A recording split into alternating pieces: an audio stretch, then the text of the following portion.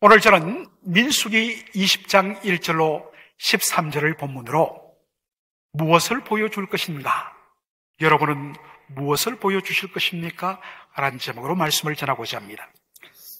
여러분, 우리말에 참 저 사람 한결같다 라는 말이 있습니다. 그런데 이 말은 쓰임에 따라서 긍정적 의미로 혹은 부정적 의미로 쓰이기도 합니다.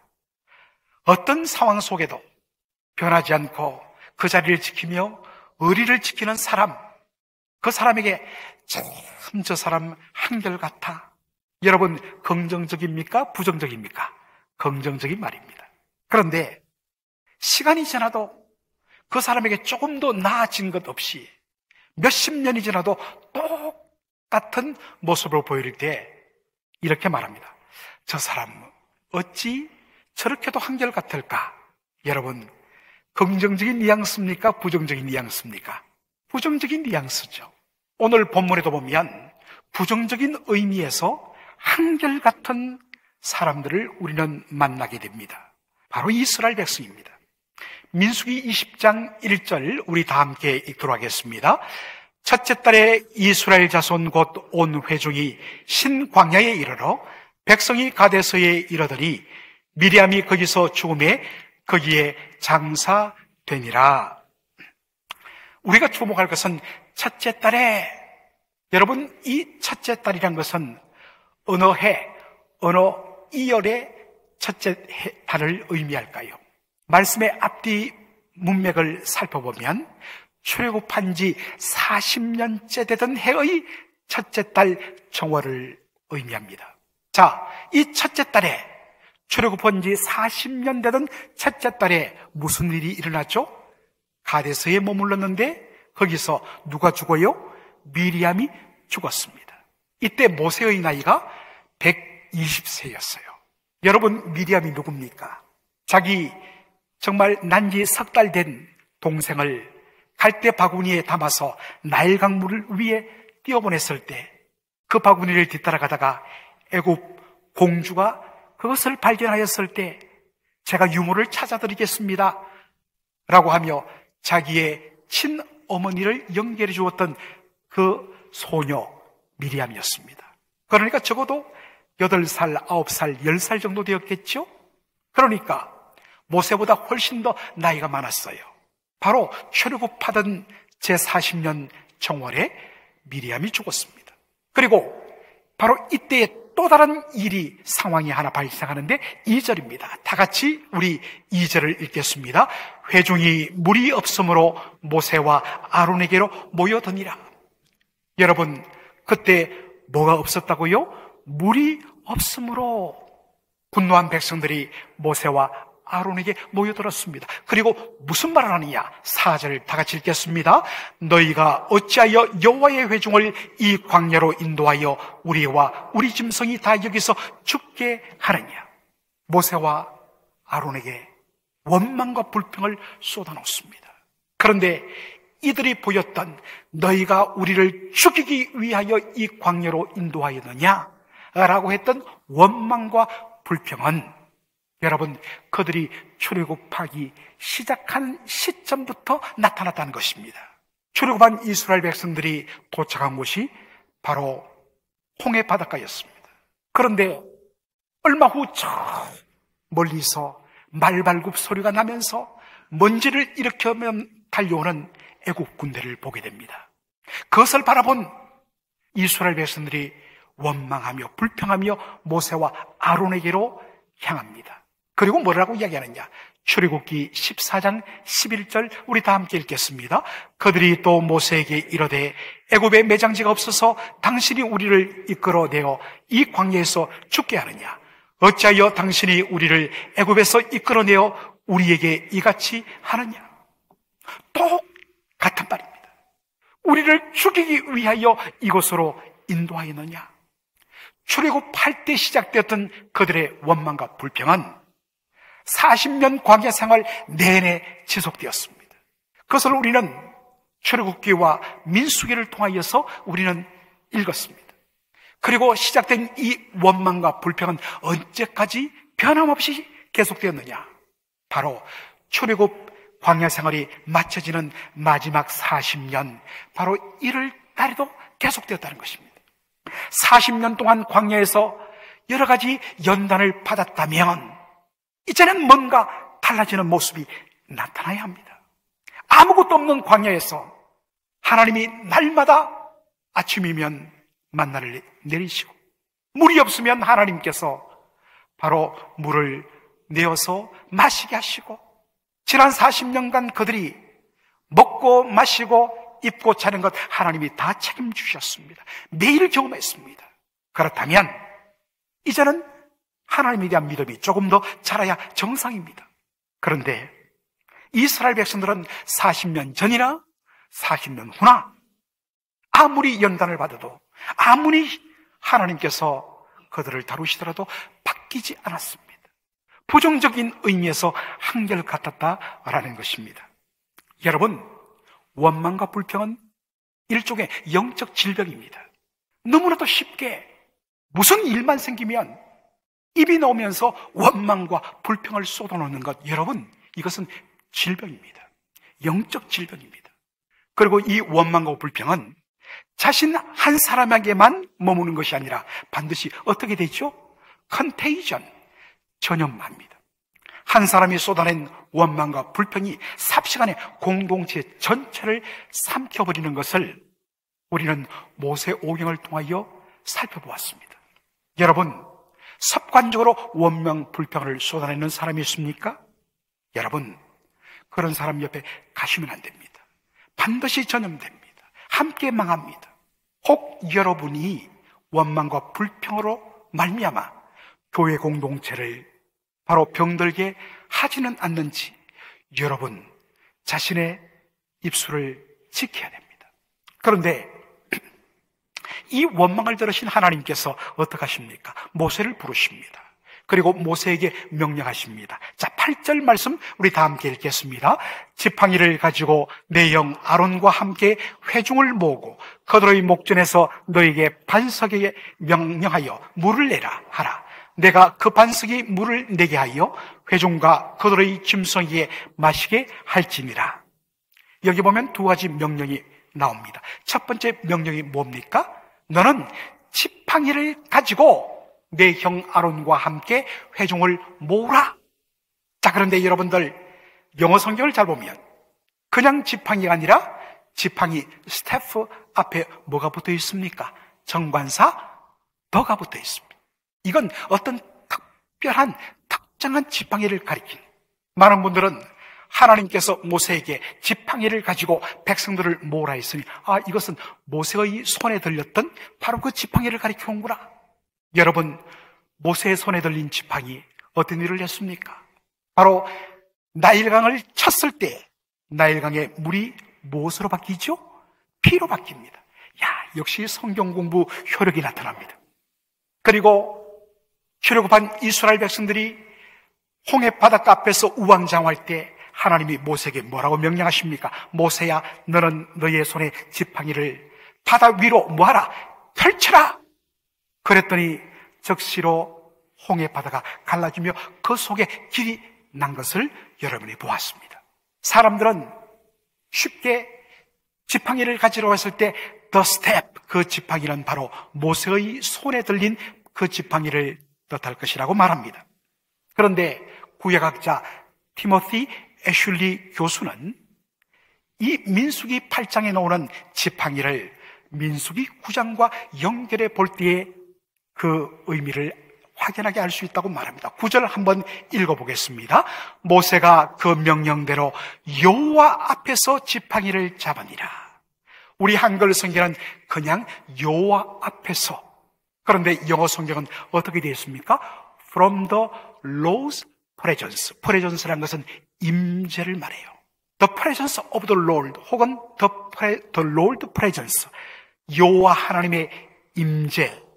이게 뭐냐 하면 여러분, 성막 안에는 성소와 그보다 훨씬 더 거룩한 지성소, 지극히 거룩한 지성소가 있는데 그 지성소 안에 뭐가 들어있습니까? 언약궤가 들어있습니다. 그 언약궤는 여호와 하나님의 임재를 상징합니다.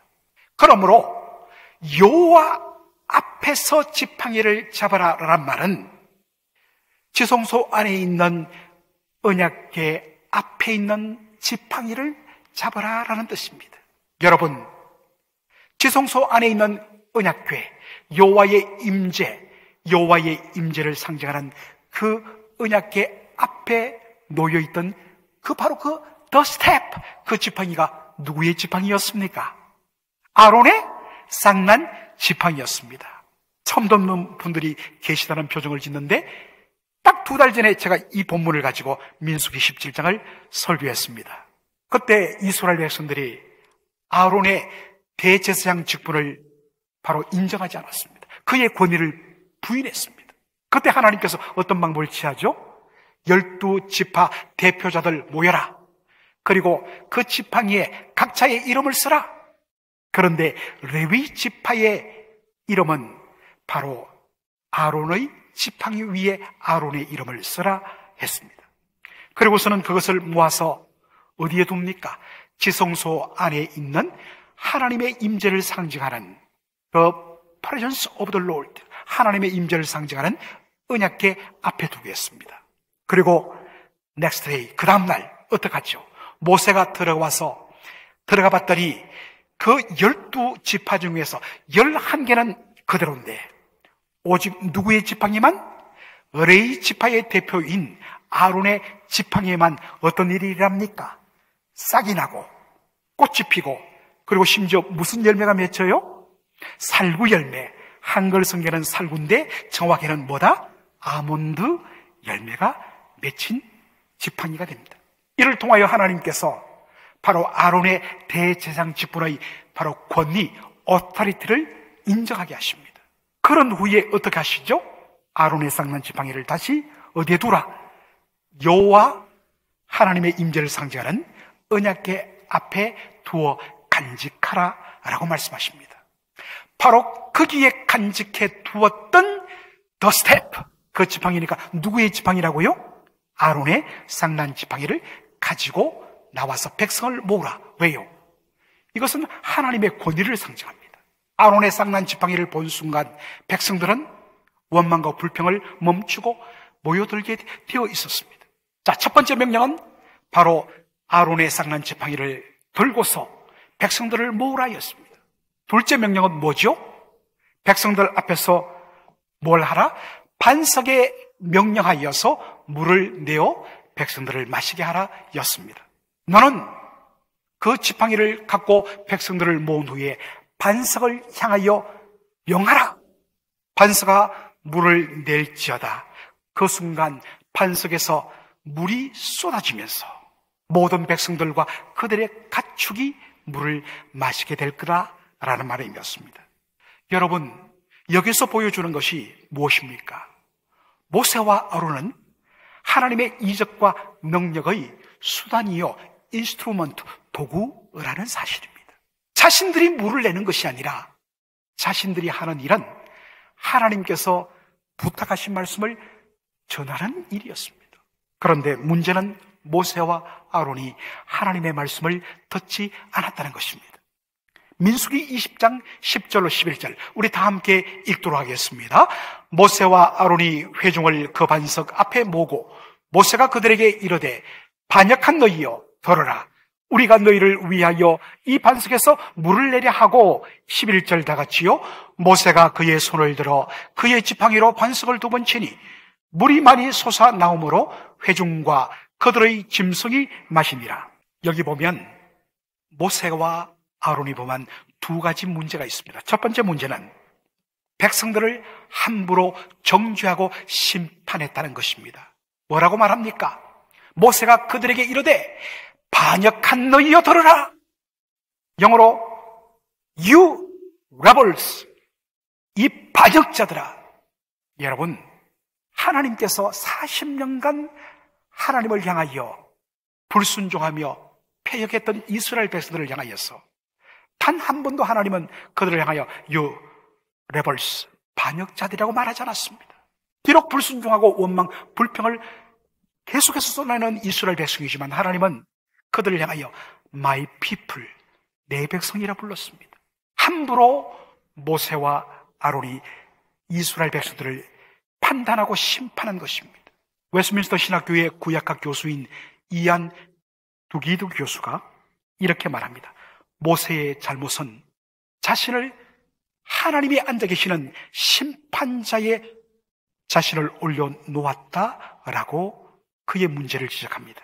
여러분, 심판은 오직 하나님 한 분께만 속하는 일입니다.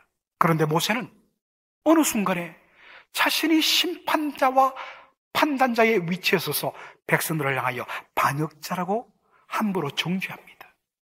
많은 이들이 이런 우를 범합니다.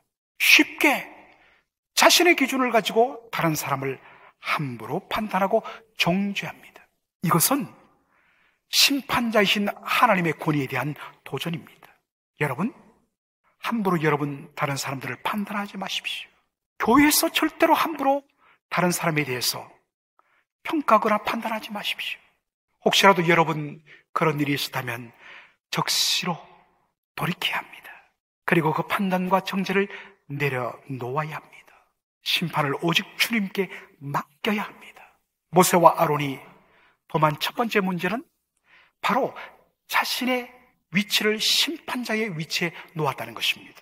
둘째 문제는 불순종과 교만입니다. 민수기 20장 10절로 11절을 다시 보면 모세가 말합니다. 우리가, 나와 내 형 아론이, 우리가 너희를 위하여 이 반석에서 물을 내려 하고, 모세가 그의 손을 들어 그의 지팡이로 반석을 몇 번 쳤다고요? 2번 쳤다라는 것입니다. 하나님의 명령은 무엇입니까? 모세야, 너는 반석을 향하여 물을 내라고 명하라, 말하라 였습니다. 그러면 모세와 아론의 역할은 그 말씀에 순종하면 되는 것입니다. 그런데 뭐라고 이야기합니까? 우리가 너희를 위하여 이 반석에서 물을 내랴. 마치 자신들이 대단한 능력을 가지고 백성들에게 물을 내는 능력이 있는 것처럼 말했다는 것입니다. 여러분, 모세와 아론은 능력을 베푸시는 하나님의 수단과 하나님의 도구일 뿐입니다. 그런데 이것을 망각했습니다. 그리고 마치 자신에게 어떠한 능력이 있는 것처럼 그것을 보여주기 위한 액션으로 반석에 지팡이를 2번 내려쳤다는 것입니다. 그 결과로 오직 하나님께로만 향해야 할 백성들의 시선을 돌려서 자신에게로 끌어온 잘못을 범한 것입니다. 많은 이들이 처음에는 그렇지 않습니다. 처음에는 겸손하게 저는 주님의 도구입니다. 주님의 종입니다. 무익합니다. 오직 주님만 영광 받으십시오 라고 모든 영광을 주께 돌립니다. 그러나 어느 순간부터 자신이 하나님의 도구인 것을 망각하고 자신의 의와 능력에 도취되어서 자신을 덜어내려는 교만에 빠집니다. 그러면 망하게 됩니다.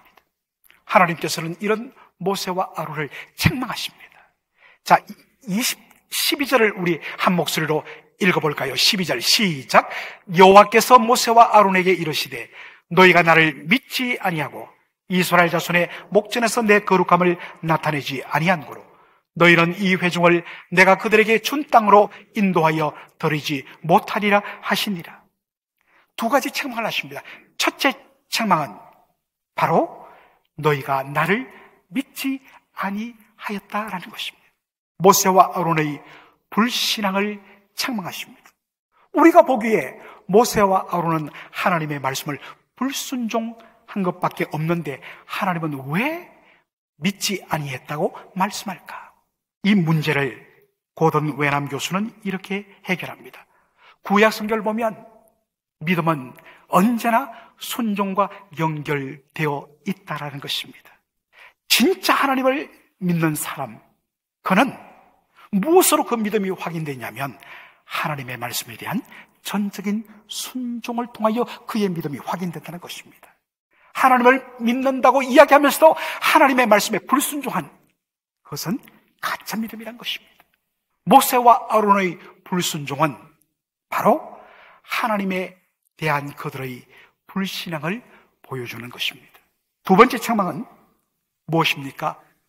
너희가 이스라엘 백성들의 목전 눈앞에서 나의 거룩함, my holiness, 나의 거룩함을 너희들이 보여주지 못했다, 나타내지 못했다라고 책망합니다.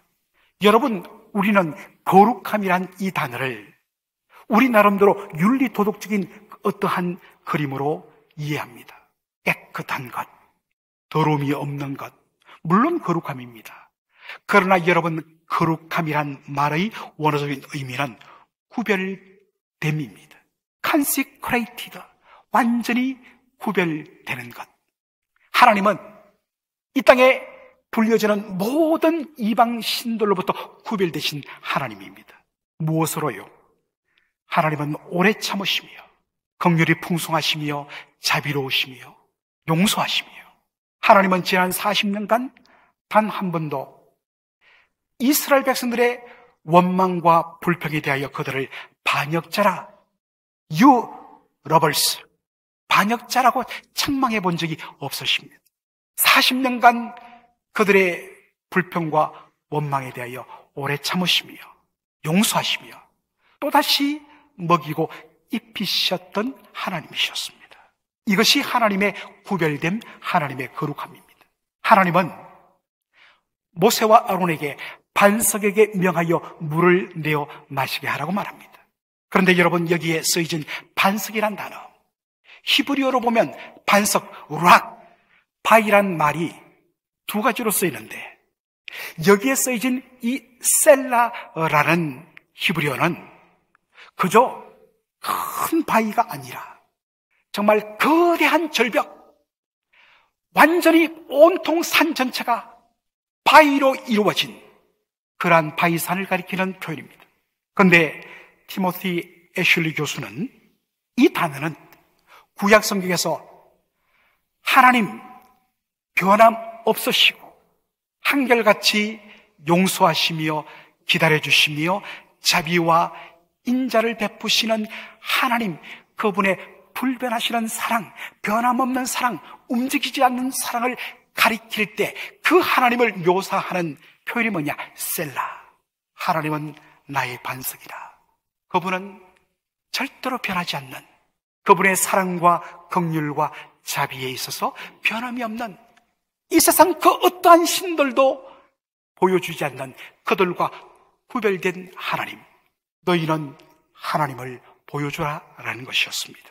하나님은 원망하며 불평하던 백성들을 내리치지 아니하시고 당신을 당신을 깨뜨려서 거기에서 생명의 물을 쏟아 그 원망하고 불평하는 백성들을 먹이며 사랑하시는 사랑의 하나님이셨습니다. 바울은 바로 이 말씀을 이렇게 해석합니다. 고린도전서 10장 3절로 4절 다 같이 읽겠습니다. 다 같은 신령한 음식을 먹으며 다 같은 신령한 음료를 마셨으니 이는 그들을 따르는 신령한 반석으로부터 마셨음에 그 반석은 곧 그리스도라. 하나님은 마땅히 죽어야 할 저와 여러분, 우리 죄인들을 심판하며 치지 아니하셨습니다. 도리어 대신 독생자 예수 그리스도께 모든 우리의 죄짐을 넘겨 짊어지게 하시고 십자가에 못 박히고 찢겨서 우리를 대신하게 하셨습니다. 예수님은 십자가를 묵묵히 견디시며 참으시며 피 흘려 죽으심을 통하여서 십자가를 통한 하나님의 사랑을 온전히 우리에게 나타내 주셨고 보여주셨습니다.